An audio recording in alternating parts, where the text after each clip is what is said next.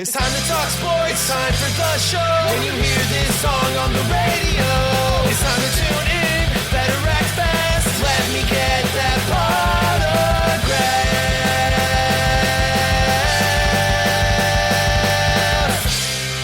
Podagraph. Podagraph, Sports Talk Radio. Starting now. What's up, everybody, and welcome to 180 of Get That Podagraph. As always, my name is Drew, or the DH, and joining me, my awesome co-host, Mr. Scott Rappaport, who coming back from a show this weekend. Coming back from a show. I'm finally starting to catch up on everything that I have been putting off because I am exhausted after this past weekend. Chicago show, yes, traditional third weekend in March. Huge show. They moved it downstairs to the bigger hall. Nice. And they also added a second room. Really? Kind of off to the side. Yeah, and I was a little surprised because on setup it looked like they were going to get screwed. But they actually opened up a second entrance into the show as well that fed directly into that room. And that's where they put Beckett. That's where they put, Badger Breaks was in there. Golden had a setup in there. And I just want to point out Terrence Wimberly was in that room as well. Nice. Golden was by Terrence. Terrence was not by Golden. I just want to point that out. Yeah. Friend of the show, Terrence, love you, man. Best show I have had personally in probably 3 or 4 years. Wow. Going back to before COVID. Right. This was a weird one. I heard mixed reviews from a lot of dealers. Half the dealers said they had horrible show. Mm-hmm. The other half said they had absolutely amazing show. And from what the people walking up to my, booth were telling me is that there were a lot of dealers that were priced too high. I was about to say, I'll guarantee you there's dealers that are in for stuff for so much that they refuse to sell it at a loss. And then there's the dealers like yourself and others that realize I'm going to sell it, take that money and keep moving. So yes, sometimes and don't get me wrong. I had 2 or 3 cards that I had a very high price on, but it's not because I had too much into it. It's because you don't want to get rid of them. Well, I mean, look, I'll get rid of it for my price, but I think there's a lot of, potential with some of these that are being that if I hold it another couple of years, but I'll throw it in there just to attract attention. The Sidney Raybigger red out of 10 that I pulled from Chrome. Look, the kid's 17 years old and he's just not getting the playing time because a lot of guys. So look, but there's a ton of potential. Hey, well, I mean, everyone does that. Leighton Sheldon from Vintage Breaks. If you go to any show where they're set up at, you'll see his Hulk Hogan pink PMG PSA 10, the Upper Deck exclusive for employees only. Yep. And it has on it NFS. It's only there for attention. It's only there to bring people to look at it, but it's in every booth. And so, yeah. I mean, I'll put a, sometimes I'll price them. Sometimes I'll just leave it unpriced.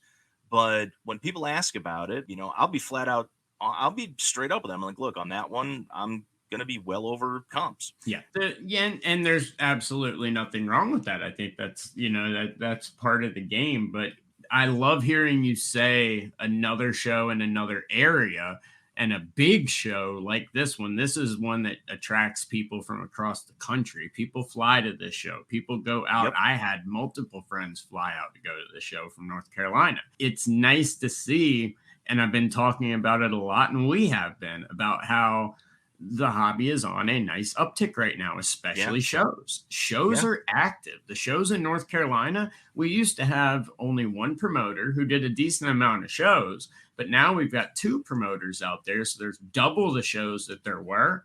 And every single one from both promoters are absolutely incredible. Every single month, like they're getting better and better and better again. So it's awesome to hear that something like that, a big show, was such a success. Yeah, and this is the traditional, they do it in November and they do it in March, and it's a 3-day show, and it just turned out to be a solid weekend. All the big names from the hobby were there. The manufacturers don't set up anything, so it's not like a national where you can go see exhibits, but I didn't see anybody from Topps or Panini, but Brian Gray was walking around from Leaf. Beckett, PSA, JSA, they're all set up there. And it's always like that, with those guys too. But, tons of autograph signers, which I never get to because I am not really that big of an autograph chasing kind of guy. And it's on the other side of the room. And I usually do these myself. So, I can't really leave the table. But it was a good, it was a great weekend. I'm looking forward to November, even though they raised the prices on the tables again. But look, it is what it is. But I think the biggest takeaway was, look, I have no problem marking stuff 10, 15% below comps, because the reality is if I sell it on eBay, I'm taking let's round the numbers and say it's 15% hit anyway because of fees. And then I still got to deal with some other, logistical issues and things like that. But look, the guys that were selling, I want to say, I don't want to call it below market because it's really not market, if that makes sense. Those guys had like amazing shows. Because let's be honest, card sells for $100 on eBay. The seller's only clearing 85. Right. So is the market really 100 or is the market 85? Exactly. So that that it's one of those things. Look, everybody, I have no problem selling a card like that at 85 because that's exactly what I'd be making selling it online. Yeah. And you're getting that cash right in your hand. And I'm getting it cash right away. Don't have to wait for it to, hit my bank 2 or 3 days later. The buyer feels like he's getting a deal. It's like, oh yeah, I'm getting it below comps. Or no shipping, no returns. I mean, exactly, and that's all day long. Yeah, no potential chargebacks. 3 months down the road. Right. It can't get damaged in shipping if I'm not shipping it. There's all sorts of different factors, into play. But the guys that were selling like that, or were willing to take losses on some cards that they bought during the height of the market and they just wanted to dump so they can put the money into other things. Totally cool. And I'm glad I did, because I put the money into some Revolution Soccer and hit that nice Holland auto. I didn't realize how short printed that product was, by the way. I ran the numbers on that. Of course you did. Yeah, of course they did. So if my numbers are right, and they usually are, they only did like 2,000 cases. Wow. So 16 box cases, and they come in the 2 8-box inners. Yeah. So 8 box inners. So 2016 box cases is really what they give or take a couple. That puts a whole new perspective on that product. Well, but here's the bigger perspective. The price on those things has come down quite a bit. They were running 180, 190 bucks when the product first came out. I was buying them at 90. Wow. Yeah. Those are going to be gone fast. I don't know what the hell happened with that, but I mean, the Holland autos are going for like $1,000. Yep. So, I did 5 boxes and hit it in the last box. Like, all right, cool. Well, I'm done. And I was done. Honestly, I was done anyway because I was done anyway because I bought the last box anywhere on the floor anyway. So that didn't matter. Well, hey, I mean, that's what we were talking about with Holland, even with PRIZM, having him in those new kits, the Man City kits and stuff, that's going to make a big difference in sales. And you're seeing it now with that Revolution auto that you sent me a picture of, which we'll probably use as the cover of this week's show. Hey, I'm good with that. I'll send you, I think I got a better picture somewhere. I'll send you there. We go. Or I'll take another one. But look, it was so look, message for the sellers. Look, sometimes you're going to have to take a loss on something. Sometimes you screwed up, you overpaid. Mm-hmm. Look, it happens. But for the guys that just want to turn money and turn product so they can, put it into new stuff that will potentially, give them better returns and things like that. Look, you just gotta get rid of it. Unless it's like that 1 or 2 card, 1 or 2 cards that you got that's like, all right, cool. You can be overpriced on that. But like 98% of the stuff you've got is ready to go, movable at whatever price, it happens to be. Yeah. So that was my takeaway. And for the half of the dealers that didn't have good shows, willing to bet that was it, or you just had crappy product. That could be it too. I'm leaning towards choice A on that particular one. Me too. So, had fun. Looking forward to the next one. And we got the national in between, so I'll be doing a lot of stuff around there during that, and really excited, kind of for that one to pop back in. I'm excited because I get to sleep in my own bed the entire week instead of having to deal with a hotel and things like that. Very nice. Well, glad you had a good time at the show. Anyone else that went out to the show, hope you guys had a good one as well. And if not, definitely check it out when it does come back. What, in November, you said? November, weekend before Thanksgiving. There you go. So if you're looking forward, I haven't gotten a chance to go to it, but I know a lot of people who do.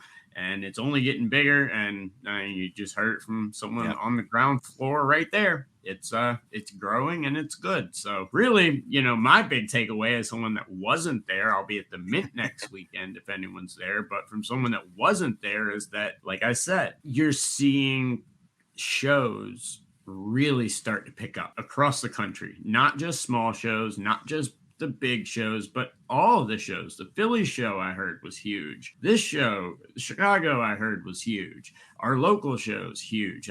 And with great results. So I love it. Yeah, and it's good for the hobby. No, absolutely, and that's one of the main things that I see as the hobby comes back up on a upswing, if you will. But overall, I'm glad it was a good show for you. All right, y'all. Well, we're going to move on now because there was some interesting stuff, Scott, that I wanted to bring up with you, but we were supposed to record last week and I wanted to talk to you about it. But, you had your show and I was down in Florida, so we weren't able to do that. And I want to talk about it now because I don't think a lot of people still know about this. But TikTok has put an end to breaking sports cards on their platform. About a week and a half, 2 weeks ago, they came out. Breaks are not allowed anymore. They are being very strict about it. Now, TikTok is a company that makes a lot of sudden changes pretty fast and pretty swiftly, even though I don't personally use the platform. But neither do I.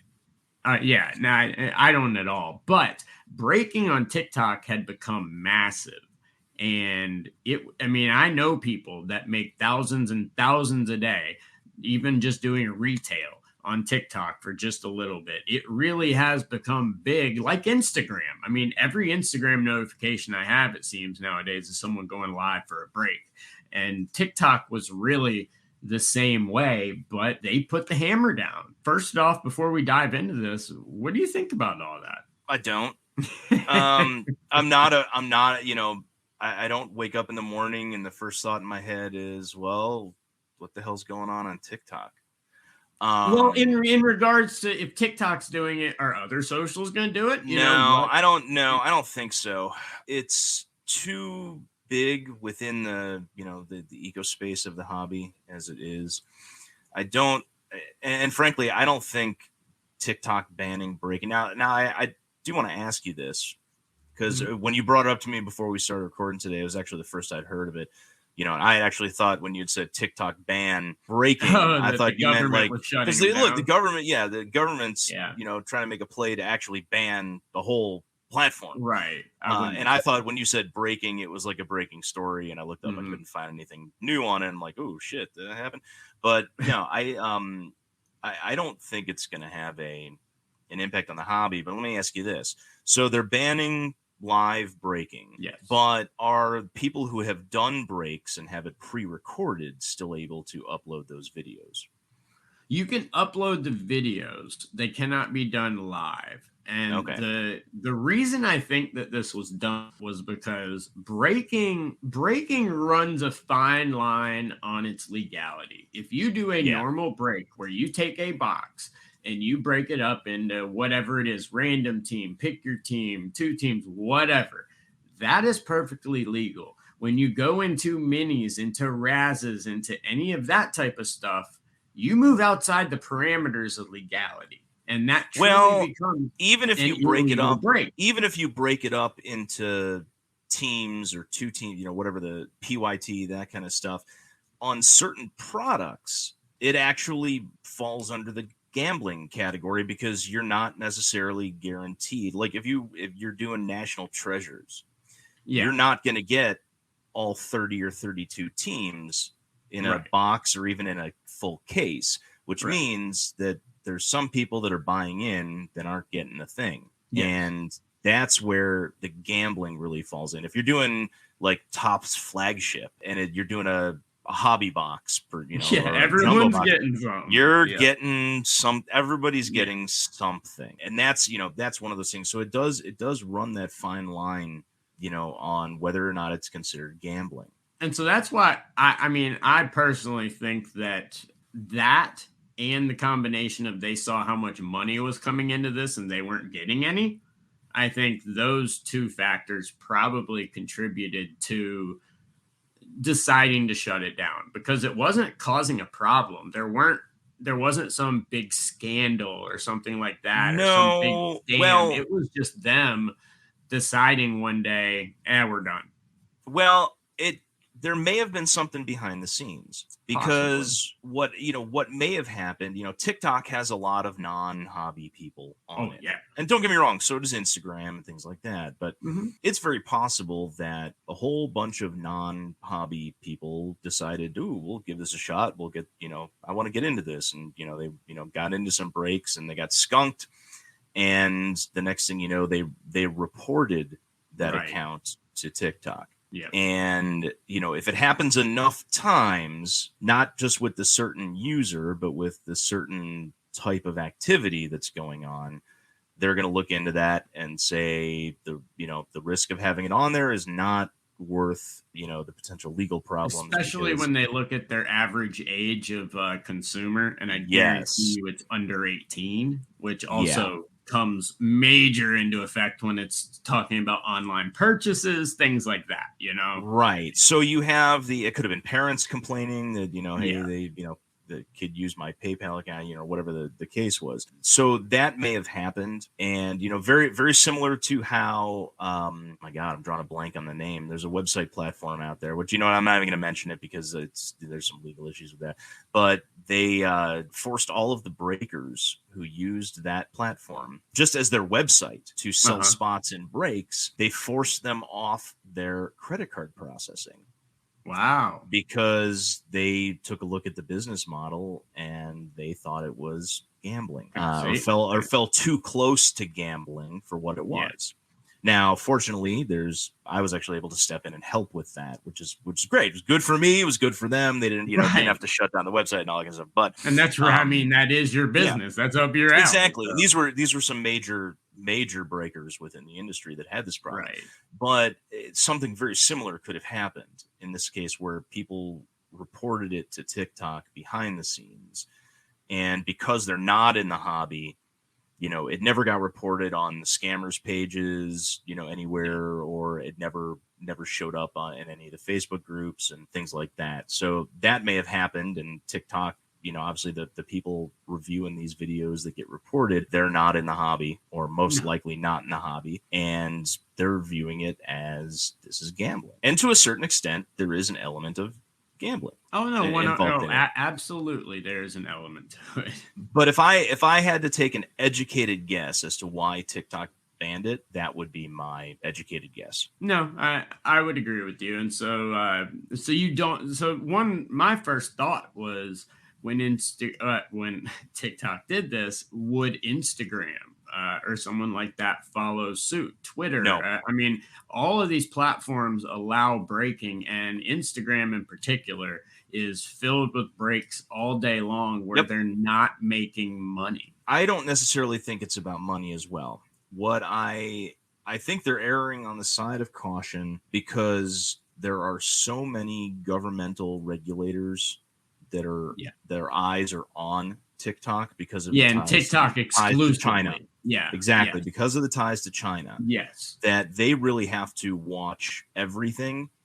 And any reason that they would give a government entity for saying, well, here's another reason we should be shutting them down, they're going to have to put a stop to that. So I think that plays into it as well. But as far as its impact on the hobby, I was actually having a conversation with somebody the other day over Messenger about TikTok, you know, and the breaking and stuff that goes on TikTok. And they said, well, if, you know, and I told them flat out, I'm like, look, if the government bans TikTok as a platform, I don't see it hurting the hobby at all.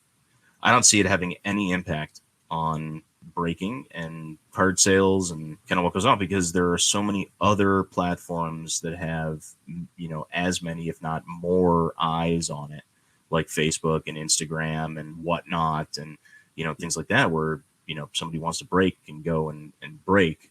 And well, that was my thought too. Like, if you're, like I said, I do know people that exclusively break on TikTok, and we're doing it exclusively on there. And that was because they had a built-in fan base already. I don't think it's going to have a massive effect on the hobby. It's going to have a massive effect on those people, but it's up to those people to do what you have to do in this hobby to survive.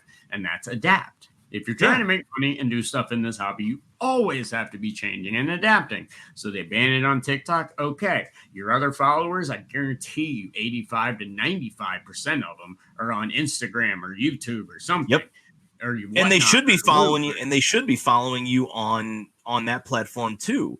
Exactly. Because I mean, I can't tell you, as I'm scrolling through Instagram, how many TikTok videos are are posted on there by people. So if they're posting it on TikTok, why are they not sharing it to Instagram as well? That if they're not, that's beyond me. But that's one of those things where it's like, okay, well, just move to Instagram or YouTube or Facebook, any of the other platforms where they're not going to cut off breaking. Yeah. And we know Whatnot's not going to cut off breaking. We know Loop isn't going to cut off breaking. Look, there's other places where they can do it. And look, does it suck for the guys that are breaking on TikTok exclusively? Yeah. Sure. Well, let me rephrase that. Maybe. As you were talking about, you knew a guy, guys that are making hundreds of dollars in very short periods of time breaking retail. Yeah. And that just tells me that the people that are buying into it really have no clue what they're buying into, because they're breaking, they're paying hundreds of dollars for spots in retail breaks. Oh no, TikTok was the one area left, I think, where most of the customers were also very fringe hobbyists. I don't think the die-hard hobbyist that's buying into 10, 20 breaks a week or a month was buying into breaks on TikTok. I think this was much more the fringe hobbyists that this popped up, or they're scrolling through lives and they see it and they're interested and they want to try it out, and then some get addicted. I like many of us do. I don't think in any way, shape, or form that a lot of hobbyists from that would break on other platforms would search out TikTok to buy into a break. That would be the last place that I would go hunting for a break at. No, and if anything, the large guy, if you do see large breakers that are on TikTok, I guarantee you that those breaks are being simulcast. Yes. They're all, that exact same break can be seen live on Instagram and in the Facebook groups, on YouTube. So they're just sharing their highlights and sharing stuff like that. Well, but sharing highlights and things like that should still be allowed. It is. So that's not going to hurt the hobby at all. Yeah. But I think even sharing highlights on TikTok, I think that, even if that got banned, that's not going to have an impact on the hobby as a whole. No. And I'm willing to bet it's still the guys that are buying out Walmarts at ridiculously high prices that are, things like that, that are breaking on TikTok to people who have no clue that the breaks are overpriced and things like that. Yeah, there weren't many. I never saw National Treasure cases on TikTok. I'll say that. But it may actually be a benefit to the hobby, because all these people that are addicted to breaks may look at these other platforms where it is allowed and be like, oh crap, I've been overpaying this whole time. Mm-hmm. Or maybe we should have been I could have gotten into a hobby break for the same price as getting into this retail break, and better chance to pull something decent. Yeah. So I mean, I just don't think it's going to matter in the long run. Yeah. Don't care. Don't use TikTok. I've got other reasons. I'm right there with you. I don't use TikTok at all. I honestly can't stand it. I mean, it's something that I've scrolled through every once in a while, like to check out something in particular on purpose that I couldn't find elsewhere, and to see some of the card breaking once I found out that it was happening on there. I do remember going down that rabbit hole for an hour or two once I realized people were doing breaks on TikTok. But overall, I don't see it having a big effect on the hobby whatsoever. I think some people are just going to have to adjust. And like you said, hopefully the people that were buying into these breaks can now find proper and better platforms and better breakers, more established breakers with better prices, more trustworthy, and Yeah. it can be an all in all better experience for everyone because, I don't think, I mean, if you ask me personally, I don't think breaking needs to be on TikTok to begin with. No, So, I don't think it does. Like, I don't think TikTok. I don't even think TikTok needs to be on TikTok. I would agree with that 100%. I don't even know what that means. I know, right? But if TikTok disappeared tomorrow, I'm not going to lose any sleep over it. No, not the least. I'll just have one less app on my phone. Actually, no, I don't even have it on my phone. So I don't either. Right. It wouldn't even save me memory. Yeah, wouldn't even care. No. But if you did use TikTok, and I know a lot of you out there do love TikTok and everything, if you were using it for breaking, hopefully you have gone somewhere else to find some breaks. But yes, TikTok did ban breaking. So we'll see if there's a trickle down effect, like Scott said, about it not having an effect on any other socials or anything. I don't think it will either. But it was a quick and swift decision as the clock ran out on TikTok and breaking. But Scott, we got bills to pay. So speaking of breaks, we'll be right back. All right. The wallet is full again. Thanks for sticking around through all of that. Drew? Yes? Were you watching TV last night? Oh, man. I was actually live on Whatnot, a good breaking platform, with it live. And me and about 70 or 80 other people were watching the game and ripping some packs during the championship. Game? Nah, dude. I was talking about Star Wars Episode 9 on TNT last night.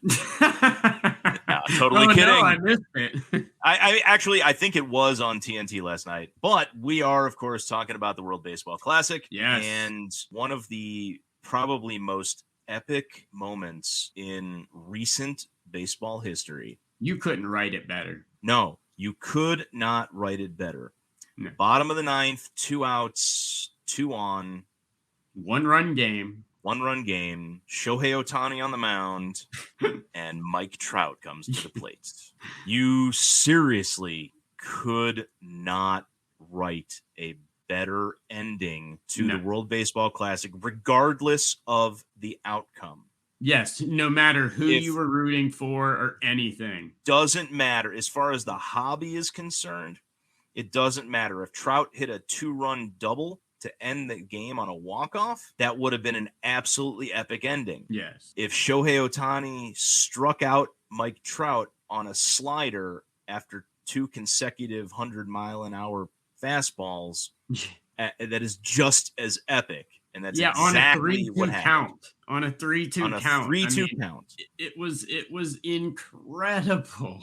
You would think that the two of them being teammates for the last 5 years, that Trout may have known what was up Ohtani's sleeve. You would hope, but I mean, dude, Ohtani, like you said, a couple 100-mile-an-hour, one hit 102. That dude was in a zone last night. I know. Well, he only pitched the 9th inning. I know. So it's it's not like he was 9 innings in at that point. No. But and all of a sudden, as soon as that ended, within like 10 minutes, my phone starts pinging. eBay. All the Ohtani stuff that I had sitting up there. And I'm going to tell you, all the guys that passed up all the Ohtani stuff I had sitting on the table this weekend, they're kicking themselves right now. Yep. Because that, for him, now don't get me wrong, it's not like his stuff has been down. No. He's one of the few guys that have actually been selling really well consistently, since the downturn in the market. For good reason. For good reason, of course. And now we're seeing increases. Yes. And as good as it was for Ohtani, it was actually good for all of the other guys on all of the teams that played well throughout the tournament. Trey Turner. Yes. Trey Turner is going to see a massive increase because he was criminally cheap, as it is. Exactly. But you got all these guys that played really well and had really good tournaments, where in a year where they weren't having the tournaments would be sitting in spring training and hitting home runs off of minor league pitchers that were still in camp and still being evaluated. So yeah, their numbers look good. Guys hitting like 800. And, but they're glorified camp bodies, not Ohtani and exactly. They're not, and even look, let's be honest, even the major league pitchers aren't giving it 100% during spring training. No. They're trying to get in shape, and they're trying not to get hurt. Right. So they, in preparation for the regular season. So, but having the World Baseball Classic and having, guys playing in games that actually matter against real live pitching where the pitchers are actually trying. Yeah. With the exception of Japan, a lot of the pitchers on all of the different teams, actually, and probably with the exception of Great Britain, too, because they don't have a lot of players in the majors anyway. The pitching was major league quality pitching. And Absolutely. even the Japanese pitchers, I would put them on par with major league quality pitching. Well, one thing I was about to say when you were talking about, hobby increases and stuff, one thing that I checked before we started recording, the Topps Nippon League sets and things like that. They have been going off. And I mean, I saw something like, I think it was 40% of Japan or something was watching that game or something like that over 20, I don't know the exact numbers, but it was absurd the amount of that country that was watching alone in that game. But the Nippon League products going up like crazy. It's become such a global hobby that when you have these World Baseball Classics like this, and baseball being one where they really are spread out everywhere, you know what I mean? It's a very diverse sport. And you had stars on all these teams. You had some...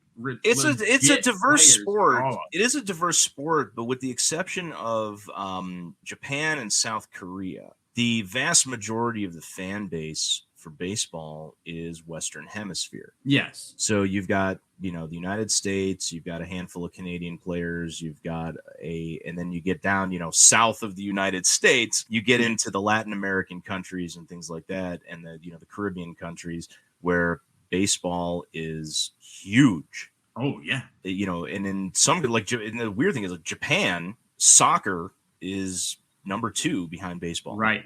Yep.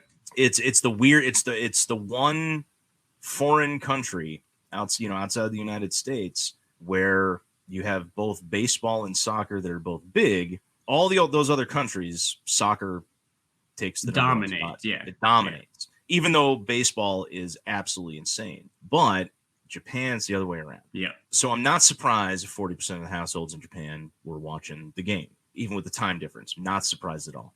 Not surprised that cards, especially the Japanese players, the Nippon League sets, are selling like crazy. Not surprised at that at all. Happily surprised that it's actually having a positive impact on the hobby. Yeah. For those of us that are sitting on stuff and are sellers. Yeah, absolutely. So the question is, do we maybe have it every other year? From a hobby standpoint, it would be great because you have an earlier start to when stuff starts picking up from a sales standpoint. But you also run the risk, a couple of guys got hurt. Altuve took a 95-mile-an-hour fastball off the hand. Right. He's going to be out for a little while. Some of the pitchers, a couple of pitchers got hurt, aren't coming back. I think Freddie Freeman got hurt, didn't he? Yeah. No, there were some injuries, and there's that, that call for people saying that Major League Baseball shouldn't play in it, blah, blah, blah. They're going to play in it, and they're always going to play in it. So that's just stupid.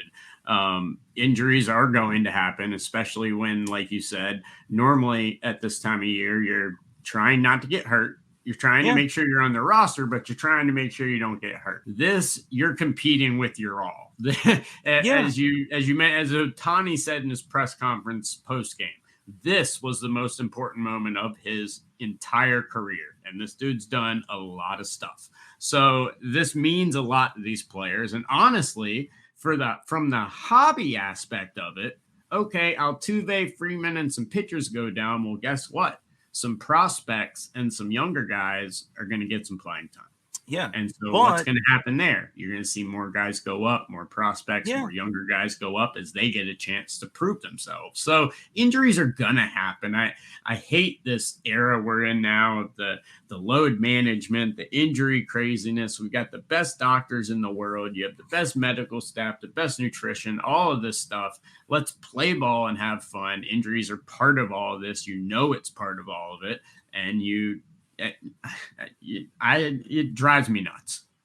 But maybe there's another option. Maybe there's a happy medium where you don't have to necessarily worry about it, and that happy medium would be to move the tournament, sometime like late November into December or early January, where if somebody does get hurt, they have a little bit of extra time to recover before spring training starts or before, so they can get halfway into spring training with the recovery and things like that. But it also puts baseball in the spotlight during the off season. So maybe that's the way to do it. And frankly, from a hobby standpoint, that would be absolutely amazing because you wouldn't see, at least for the players that are in the World Baseball Classic, you wouldn't see, an off season dip in pricing. Yeah. No, so I like that. Maybe that's the idea. Baseball needs that. Baseball outside of the hobby, just baseball in general as a sport needs that. Yeah. So maybe that's the way to go. I don't think they're going to listen to us.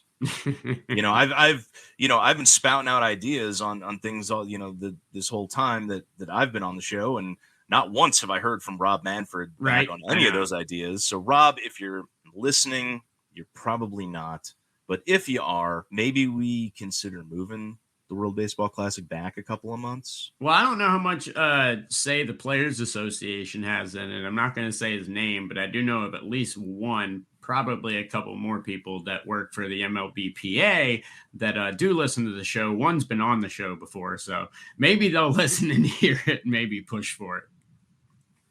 Let's hope so, because again, that would be, I think that would be a smart move. Not only are you getting exposure during the off season, but your players have more time to recover after the tournament if there's an injury or if, just from playing hard and, and things like that. I think that's the best way to do it. No, I really like that idea. I think that's a very good idea. Like you said, from a hobby aspect too, not only from just a pure sport perspective, I think that would be brilliant for baseball in general, but from a hobby standpoint, like you said, it eliminates that downtime. It eliminates all of that. It brings a time where normally nothing's going on, where you're going to establish maybe not new superstars, but new stars and new chase guys like Lars Newton, blah, blah, blah, whatever, and all Newt Bar.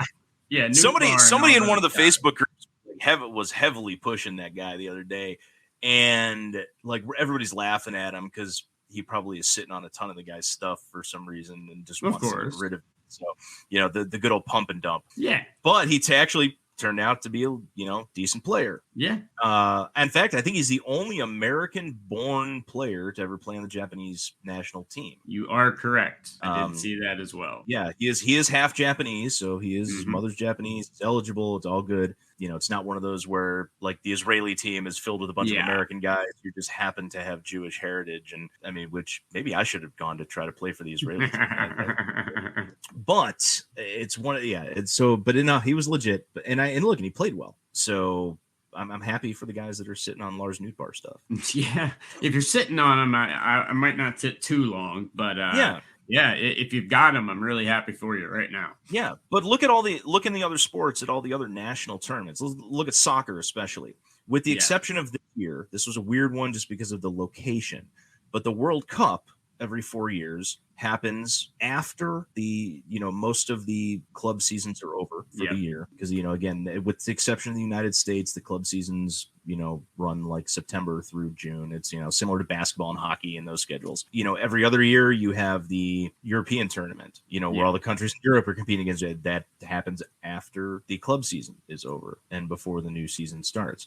So maybe we look into something along those lines, again bringing it back to late November, December, in that time frame, and maybe it works. Yeah, no, maybe it does. I mean, it's definitely the time to be thinking about stuff like that, because I will say this was probably, like we said at the very, very beginning, this was a story you couldn't write a better ending. And coming off of so much publicity, this might have been one of the greatest WBCs ever, especially when it comes down towards the ending. And so you got to capitalize on this publicity, in my opinion, and you got to capitalize on how many people were enthralled by this. I was down in Florida, during most of the first round stuff and things like that. The amount of people traveling overseas, the amount of overseas flights coming here to watch games and things like that was insane. My friend Jared went to one of the games. He said the crowd was unlike any baseball game or sporting event he had ever been to until the game was out of reach. He's like, and then it got quiet. But when that game was competitive, it was unlike anything he had ever heard.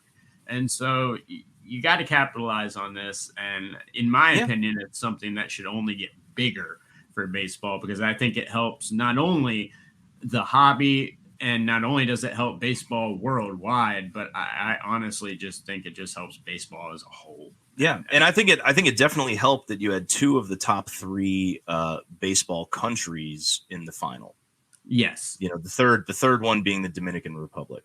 Absolutely. And I got to shout out to my buddy Jose from the Dominican Republic, lives here now and travels. Like, he knows this dude has I think 825 of the 850 Dominican players that have ever played in the majors. He has stuff signed by that many of them. Wow. It's absolutely insane.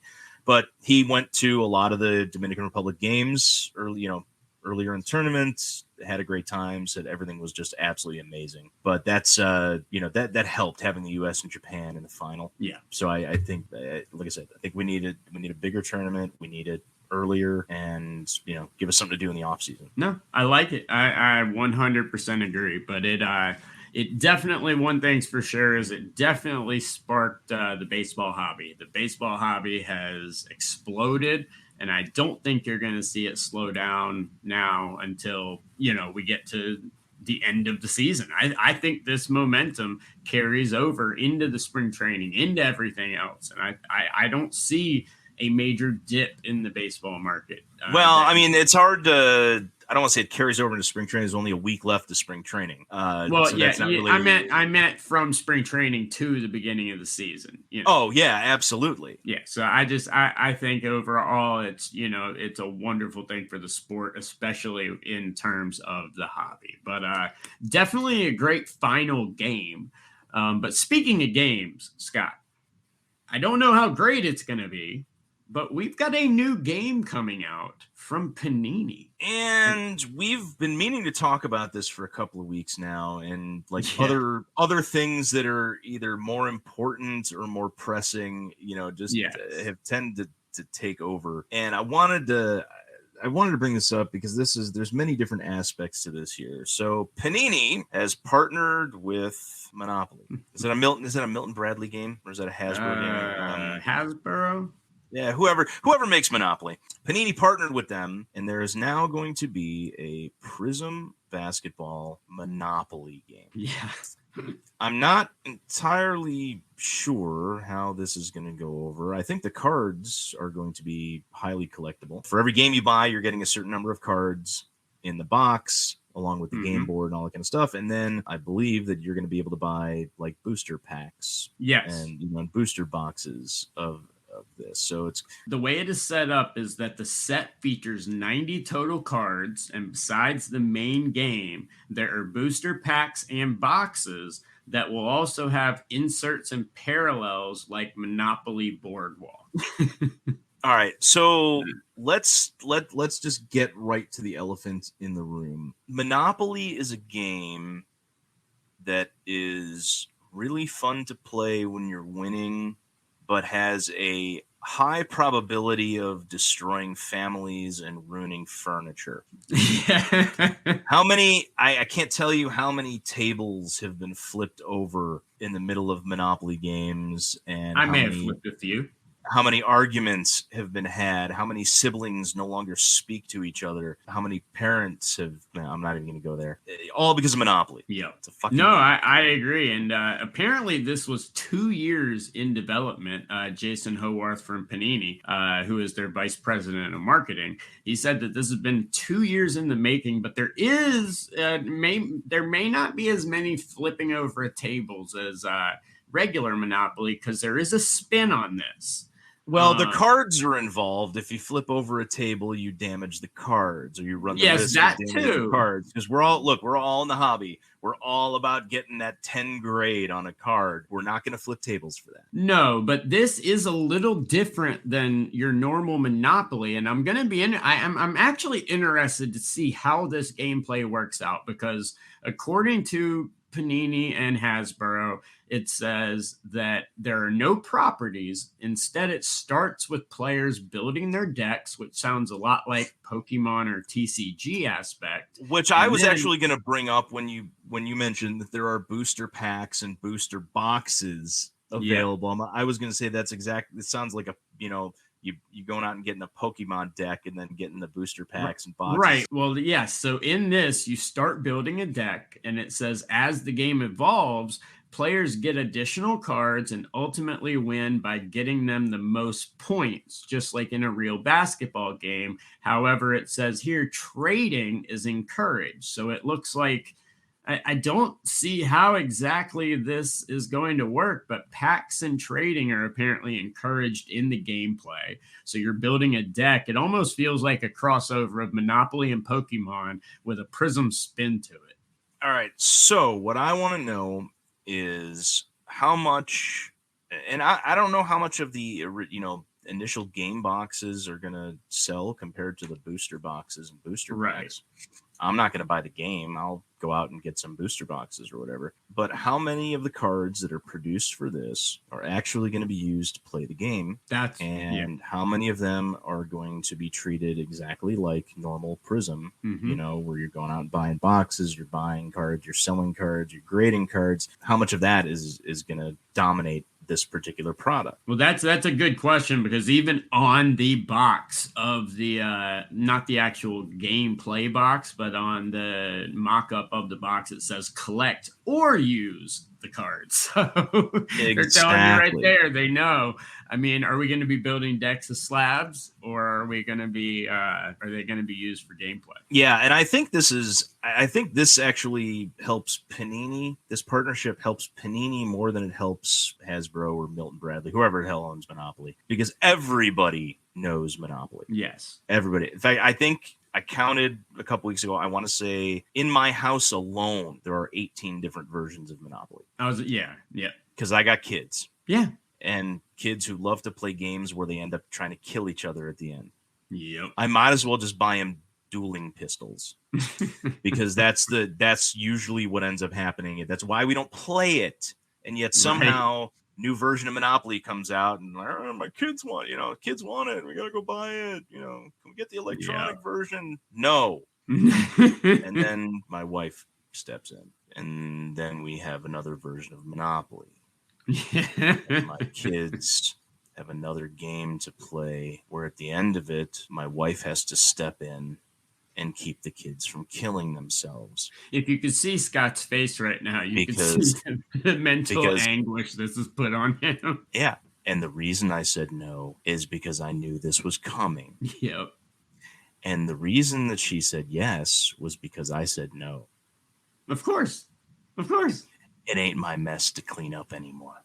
There you go. Yeah.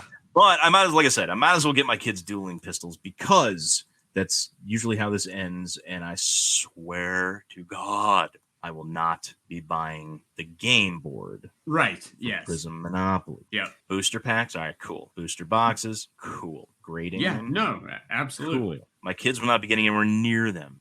They have 18 other versions of Monopoly to use to beat each other over the head with. Yeah, no, I'm right there with you. For those of you that do want the box and everything, though, Target will be the first place you'll be able to find them. It goes on sale in mid-April. Other stores will follow a few months later, beginning in August. So it looks like it'll be a Target exclusive for a couple months and then hit Walmarts and things like that. They haven't put a release date on all the booster boxes and things like that. But the booster boxes and things, if everyone's wondering, there are going to be parallels. They're going to be just like PRIZM. I mean, you're not going to have a 8,000 card rainbow, but there are going to be multiple different colored variations, special cards, once again, reminding me very heavily of Pokemon on this. But I do think with obviously Panini losing the licenses here pretty soon, future PRIZM, what it's going to look like, completely up in the air outside of a couple of releases coming, which seems like they've just phoned it in. Or if it's even going to be able to exist. Right. Well, that's what I'm saying. Like doing stuff like this while you're still able to, I think is a brilliant idea. Yeah. Oh no, I agree. I think Panini needed it more than Monopoly did. Because like I said, everybody, you go up to anybody on the street, random people. Yeah. You mention Monopoly, they know exactly what it is. Yeah. But you mention PRIZM to that same person, and most likely the answer you're going to get on like, what is PRIZM? It's not going to be it's a Panini product with, cards. It's going to be, well, it's this little thing that, separates light into its primary colors. That's what people outside the hobby think of when they think of PRIZM. Right. So again, this is exposing game people to the hobby. Yep. Which will in turn allow Panini to produce more retail product, and these people will go and buy up all the retail product, and we'll have another boom again because you have non-hobby people getting into the hobby and buying up all the retail product and trying to sell everything at ridiculous prices. And we have a repeat of what happened in 2020. And then in a couple of years after that, you have all these people that are sitting on all this product that's not worth anything. They're trying to sell it to make money, even though you won't sell it for half. Yep. So, hey, look, you're going to have another crash again. No, I don't think that's really going to happen, but it would be really funny. So, yeah, I'm also curious as to who is distributing this product, because is this going to be distributed by Excel, who distributes for Target all the cards and things like that? Or is this going to be distributed through the normal Target distribution channel, where it pops up on the shelves? Or are the game boxes being distributed through normal distribution, and the booster packs are being distributed by Excel? We have no idea. That's a good question. Yeah, that I don't know. It's just one of those weird things I thought of. And it's like, okay, well, do we want to? Maybe I'll go down that road. It really has no impact whatsoever on us. No, unless of course you're one of those flippers that paid off the your Excel reps. Yeah, your Excel rep or your MJ Holdings rep or whatever, and you're gonna get all this stuff backdoored anyway. So I don't know, and I don't even know how well this is going to sell. Yeah. Don't know how well this is going to go over. Don't know how well. I think it's going to be an interesting thing. I think it's going to be unique, and it's going to be, for the short term at least, I think you may see some good action on it. But who knows how it's going to turn out? How is this going to be as a long-term product? We just don't know. Even if it's not a grand slam where all this stuff's super valuable, I don't think there's going to be insane value in a ton of these cards. Maybe some stuff here and there. There's not a lot of details released outside of the general gameplay and how the boxes are going to be distributed in terms of parallels, things like that. That hasn't been really well, but I can't see the print runs on these being any more than regular PRIZM. No, me neither. But what I think, even if it's not massive, I think this is a really great opportunity. Like at the National, I would love at Panini's booth or at the Panini party, I would love to see areas where you could play Panini Monopoly. Like there's things you can integrate this game in with the hobby to make it a little, at least have something fun for people to do. But have tournaments. Yes. And I also think that you're going to get a lot of people, like you said, the gamers and stuff like that just love to play board games, that are also diehard sports fans that see this and they're going to be like, oh, NBA Monopoly, awesome. And if that gets them into the hobby, then that's great. But I give Panini massive points for creativity on this one. Yes. There's no question about that. Will it work? That Who knows? Yeah. We'll find out within a couple of months. Yeah. It might even take a couple of years, because if you had asked everyone at the beginning, is PRIZM going to work? 99% of the people would have told you no, as it was. But at this point, PRIZM is an established brand, though, so it's a little bit different now. But I mean, look, I'm curious to see how this is going to play out. Like I said, points for creativity and thinking inside the box with Panini. yeah, you like that one, huh? I like that. You know, normally I say outside the box, but you know, this is Monopoly. It's going to be in the box. So will this, you know, if it's successful, will it open the door for other card companies to partner with other games? You know, maybe we see a version of Sorry with Topps Chrome Baseball. Maybe we see Uno with, or even whatever. Even outside of that, just taking the concept of sports cards and turning them into, like I said, the more I read and look about this, the TCG feel of it, turning sports cards and, you know, having crossover sets with games to turn them into a playable game as well. I mean, who knows where this is going to go? Well, but that already, believe it or not, that already exists.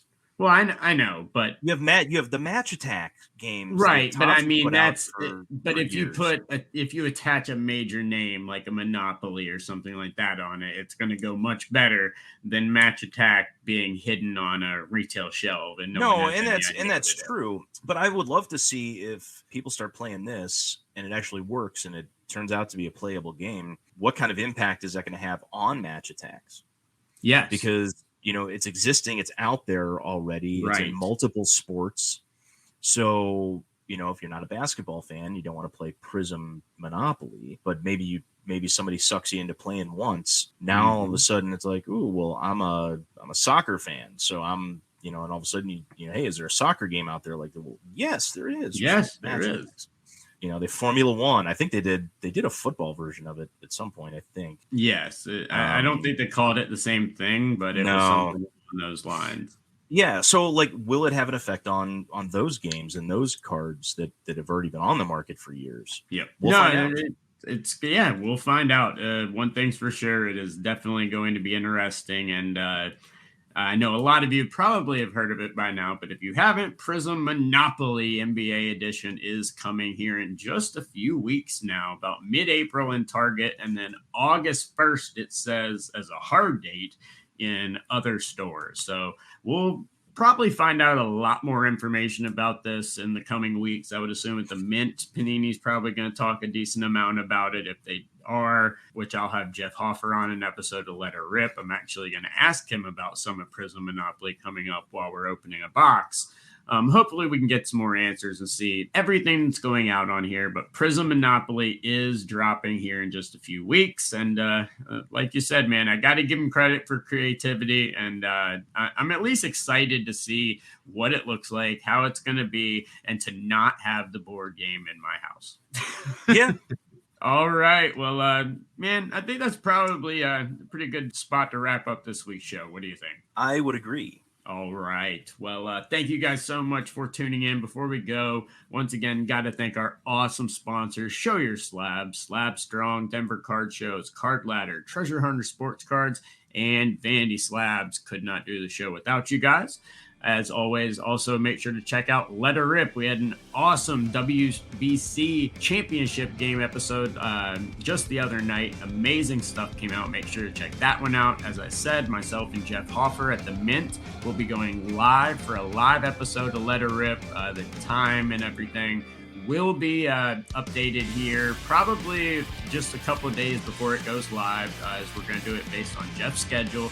But we have an awesome box, and we're going to be giving away every single card, either live to people there or to you guys watching at home. So make sure to check that out on YouTube, Twitter, and Facebook. And of course, Hobby Hotline every single Saturday. Catch me or some of the other guys on there as well. But Scott, great episode, my man. As always, Drew, it's been fun. Still looking forward to finishing the rest of the day and finally getting completely unpacked from the week.